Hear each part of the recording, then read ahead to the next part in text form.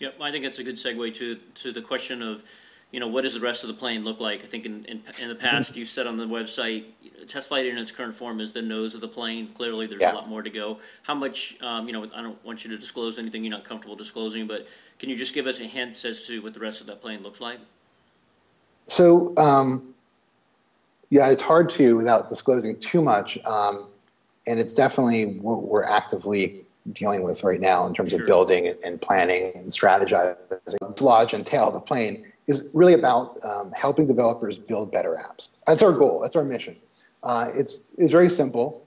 It's straightforward. And by doing that, we're helping the world and the consumers have better apps. That's our value and what we're trying to do in our attempt to change the world in the most way possible. So we've identified 4 distinct tentpoles. One is, if you want to build a better app, you have to debug. Okay, so that's the first tentpole. Everything has been a black box of mystery up until now. So TestFlight helps you debug and manage the beta testing process.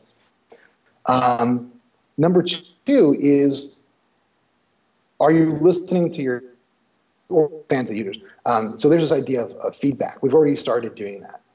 So are you listening? Are you listening to them? Are you getting the pulse of what people want, what the testers are telling you are wrong, or perhaps there's features that you didn't think about that are better, then you have to prioritize and so on? So there's basically listening. And then the third tentpole is, well, watching. Often it's more important to watch what people are doing than just listening to what they're requesting, because that'll actually speak for itself. Right. And our SDK is going into that. It's actually watching and observing and reporting. And then finally is, you have all this information. TestFlight and its expansion will be offer you insight into what to do with that information. And then fourth tentpole is iterate with a purpose. You want to re-release your app and update your app with knowledge that you've collected from its use, debugging, from your users and testers, and obviously from its performance, like performance analytics. So looking at that, listening, re-releasing with a purpose, it kind of demystifies this black box of, I'm building an app. Okay, give it out to a couple people. What do they do with it? You don't really know. Now we're bringing that all into a transparent. That black box becomes transparent, and will offer insight into why and when you should release. So it's a little bit. I hope it's not cryptic or too high level, but what I'm saying is the rest of the plane are those tentpoles. Okay, that's and helpful. we want to address each one of those points in the best way, in the most elegant way we can. No, that's helpful. Now, just last question. You've been called the Robin Hood of app development, which is interesting, and I think quite flattering. Maybe taken a little bit out of context, especially because in the article it says that I'm calling myself Robin Hood. That's definitely, I don't know if you can do that, and I definitely wasn't aiming to do that. I was saying that the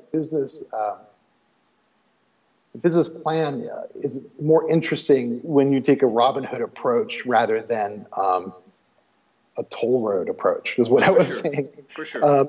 No, and I wasn't insinuating that you were certainly labeling yourself that way. I found that humorous. Well, I find it very humorous too.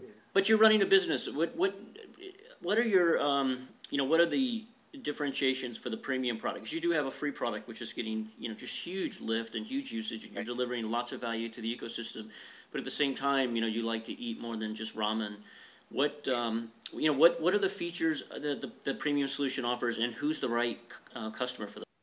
So the great thing is so we haven't officially announced what our enterprise service is, and actually we're probably going to rename it to something that's a little bit less describing specifically the word enterprise, because enterprise means different things when you're talking about mobile. Sure. It can mean enterprise distribution. Well, we actually support that right now. We're actually posting a blog, I think either today or tomorrow, about it, that if you have an enterprise signed IPA for those developers that have an enterprise account with Apple, you can use TestFlight and you can use it for free, and we'll distribute your app for you and let you manage it in the same way. And what that means is, by the way, is you're not restricted to the 200 devices registration.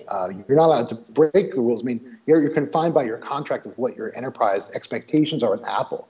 But in terms of the management service, I mean, there's companies that are charging for that right now. We're keeping that free. So that's not part of our enterprise service. So let's say we'll call it executive or pro service.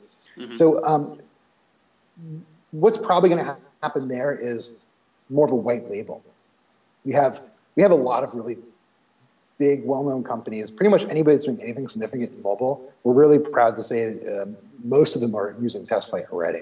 Mm-hmm. And they're expecting to have, there's expectations that come with that. Right now, that everyone's using the free service, and we're developing contracts with bigger clients. So those bigger clients have expectations of, security is an issue. Sure. And they put it on their own servers. That's a question that comes up sometimes. Ultimately, it comes down to, I need to know you guys on the other line are going to pick up a phone. I need to know you have an office somewhere. I need you. And so I have no problem charging for those. And there's other rich features too.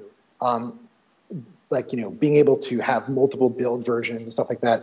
And I'm not saying that there won't eventually be a mid-level or a pro level in between, like what people expect the enterprise to be. It's just that we don't have enough on our list of, check marks like, oh, yep, that's worth paying for.